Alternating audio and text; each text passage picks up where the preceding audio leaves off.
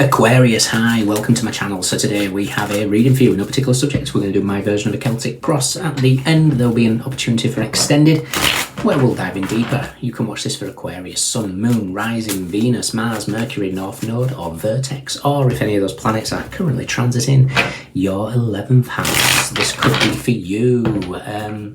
Thank you, however you support the channel, very much appreciated. Cross watchers, you are more than welcome. Message may well be for you. All information is in the description box. Just hit the more button below. Aquarius. Aquarius, your pre-shuffle song was The Saturdays. This is where my heart takes over. And you could put that in any direction here, but there was this kind of like underlying message of not waiting for permission for something. You know, not taking advice from people that are lost, or you know, this would be like taking dating advice from somebody who's, you know, whose track record is you know, something quite shocking. This could be taking financial advice from somebody that's broke. There's just something about, you know, this is where your heart takes over, following your heart in some aspect. So yeah, no need for waiting for permission on something. Let's do one more. What's going on? Oh, I just heard South Node. Okay, so South Node this weekend has conjuncted Venus. So Virgo is your 8th house. So there's death, sex, taxes, inheritances, intimacy, those deep longings that you desire. We have the 5 of Cups. Mars is also in Scorpio as we speak as well. Scorpio rules your 10th house. So this is your career related, how you want to be seen. Interesting. It's another fixed sign, the same as yourselves, Taurus and Leo. Okay. So it is a card of sadness, it's a card of loss, regret, but this feels more liberating, to be honest.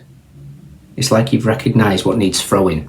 I don't promote littering, so don't throw it into the water, but there's just something where there's a recognition of something here. Interesting. What's crossing you? Root of the matter. I knew it was going to come up. Sorry, crossing you is the 9 of Pentacles. 9 of Pentacles is Venus in Virgo, or in this instance we can look at it as Venus meets Virgo in a sense, which is what the South Node is doing. Oh, I know what this is about. I saw this really brilliant phrase and I took a screenshot of it. I'll grab it now, it'll be easier. To do with this. Is that it? No. Here we go. So it's from somebody called Visionary Astrology. Venus sliding right into the South Node in Virgo. Where do I mistake attachment for affection? What am I ready to release, even if it once defined me? Can I honour connection without clinging to control? This is all very much 8th house as well. This is speaking in general, but for you guys, this is 8th house. If it doesn't spark soul level joy, drop it. Does it though? Liberation isn't a loss, it's an upgrade. And if you've been living off emotional junk food, cheap thrills, empty flattery, status dressed up as love, expect your system to reject it. This is it, this is the sentence.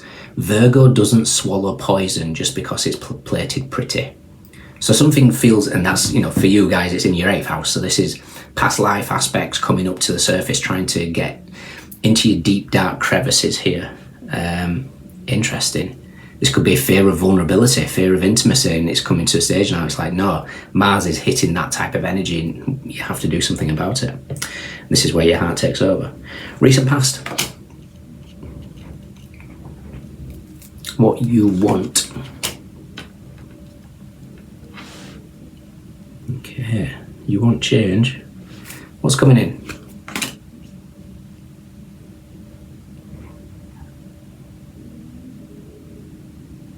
Okay. Interesting. How you see yourself. How others see you.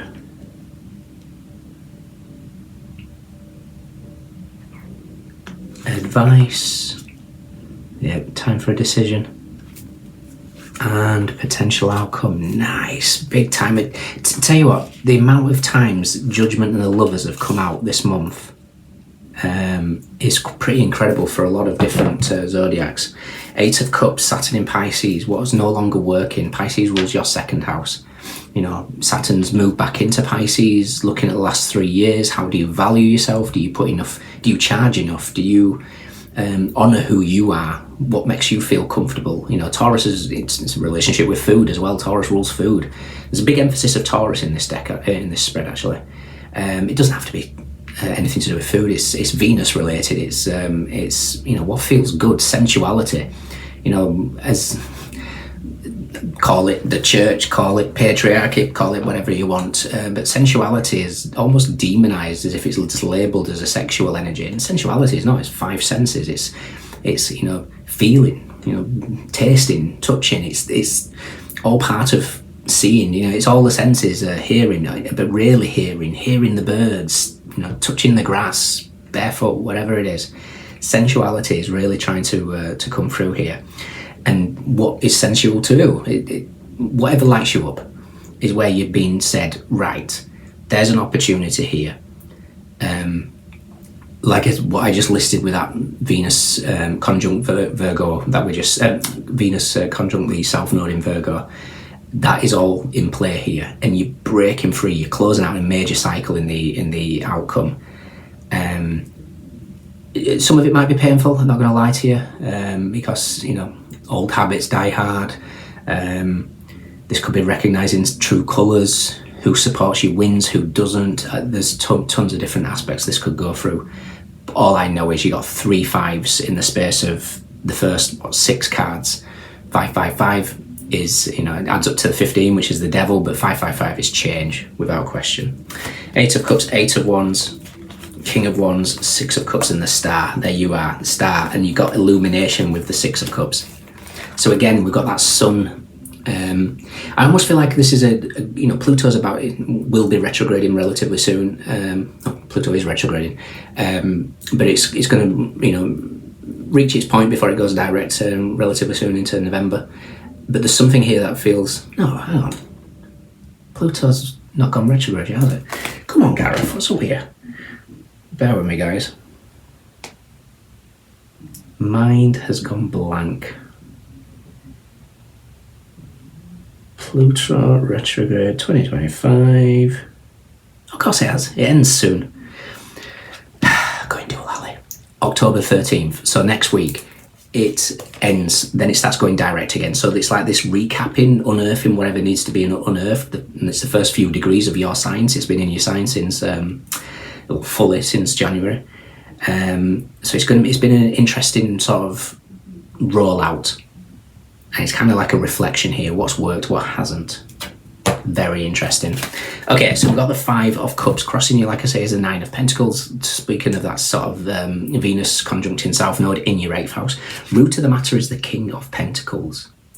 The root of the matter is you know, commitment to something. The King of Pentacles is the ultimate card of commitment. It's abundance. But there's this kind of, it almost feels like you're finding a delicate balance here in something. Because technically it's a Virgo card. So again, we're back to that South Node in Virgo. That's technically. However, it's got a bull on it, which would indicate Taurus, which is your 4th house, your home, your past, the family, the mother. And the fact that we've got an upside down character here, almost looking like the Hangman and sacrificing some aspect here. Hangman, Piscean energy represents surrender and flow. And it's this finding this delicate balance of surrender, flow, stubbornness of the bull with the meticulousness of Virgo, coupled that with the shadow aspect of King of Pentacles, which is the shadow aspect of Leo. Shadow aspect of Leo can be overconfidence, it can be ego issues, ego problems. And within this king, you're finding that delicate balance. You know, you manage to draw that fine line between confidence and arrogance and do it beautifully. Something's shifting here for you, and it feels very delicate, but it requires you to follow your heart in some format. Recent past, Knight of Swords. Knight of Swords it's quite impulsive. I almost feel like there's possibly been some issues with the fraud. Maybe maybe you've jumped up from the page to the knight thinking, all right, I can express myself a little bit, but I'll just, one foot in, one foot out.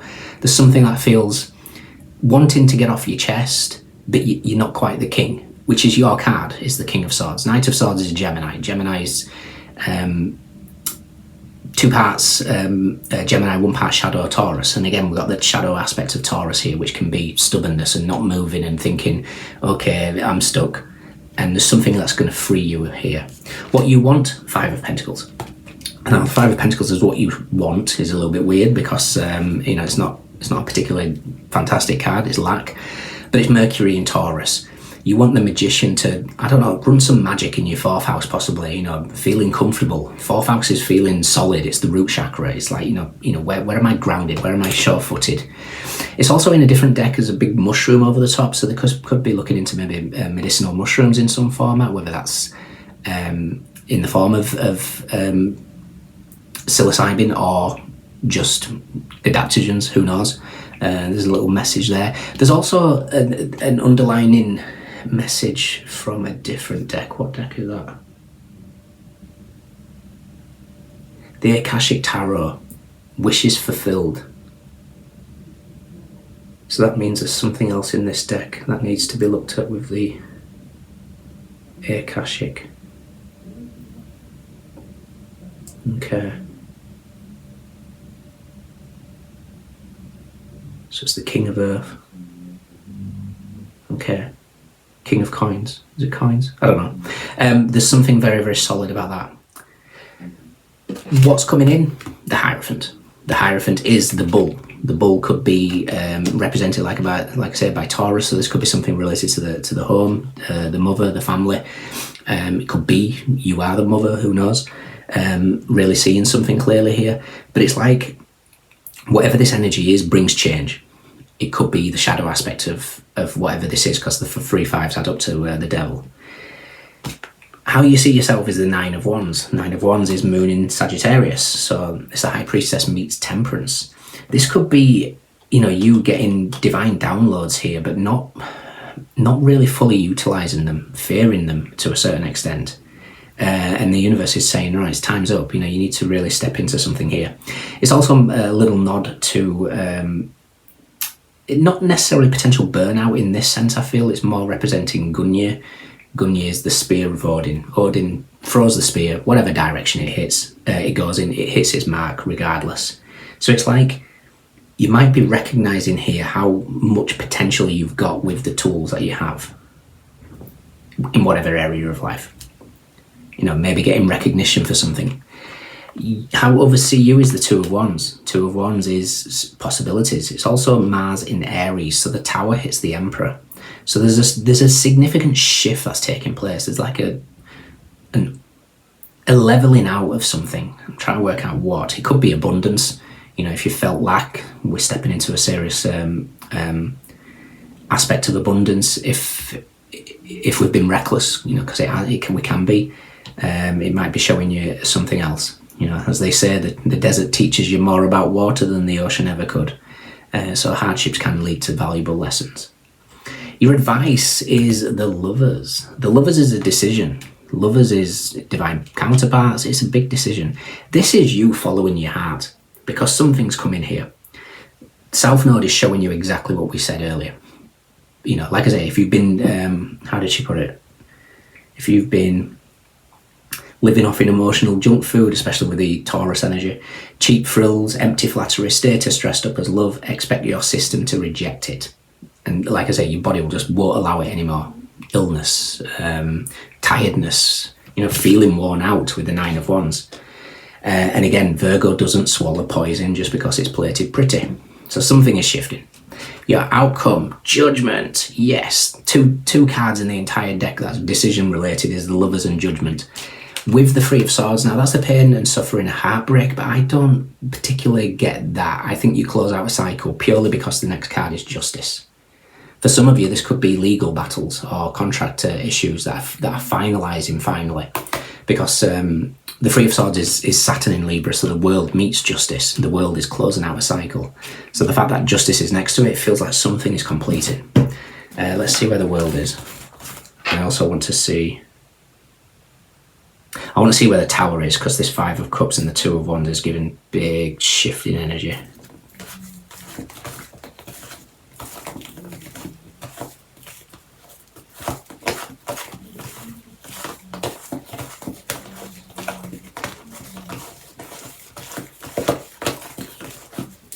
Tower is with the Emperor. There's that Two of Wands. So this is how others see you.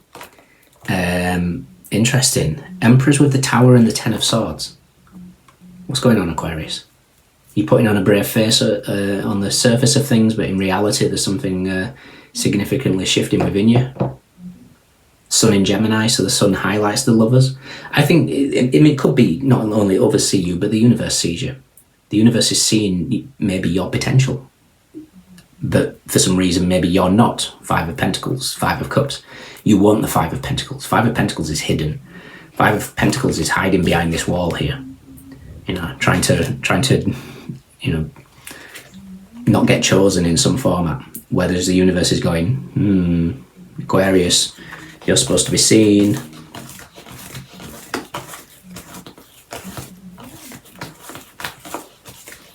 And the World is with the High Priestess and the Page of Pentacles. When the student is ready, the teacher appears. Okay, something is shifting in your world. Final card is the Four of Pentacles, the Sun in Capricorn, so the Sun meets the Devil. The Devil I've just seen a second ago. What was he up to? He's with the Six of Swords and the Seven of Wands, stopping you from moving forward. Six of Swords is your card. It's Mercury in Aquarius. In the Toff deck, it's science. So this could be letting the science mind overcome your spiritual mind. And that's the Devil. Something's trying to trick you here, but you're getting free from this. The Seven of Wands is rising above the ego of the Six of Wands, so rising above that shadow aspect of the King of Pentacles with the Leo energy. Whatever's kept you hidden, whatever's kept you, you know, letting the devil convince you that you're not strong enough in some aspect of your life, that's getting revealed. How fascinating. Let's just cut the deck. Seven of Pentacles, Saturn in Taurus, again closing out a cycle within this Taurus energy. So this could be, like I say, it could be fourth house related, it could be second house related, it could just be how you value yourself, which is fascinating. Okay, fantastic. You've got an opportunity here to let the heart take over. What say you?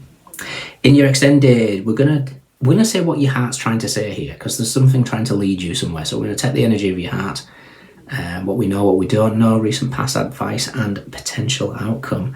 Mars in Scorpio, Venus in Virgo, Mercury in Taurus, Moon in Sagittarius, Mars in Aries, Gemini, Scorpio and Libra, Saturn in Libra, Saturn in Pisces, Mercury in Sagittarius, Sun in Scorpio, Aquarius, Leo, Gemini, Virgo, Moon in Libra, Saturn in Sagittarius, Mercury in Cancer.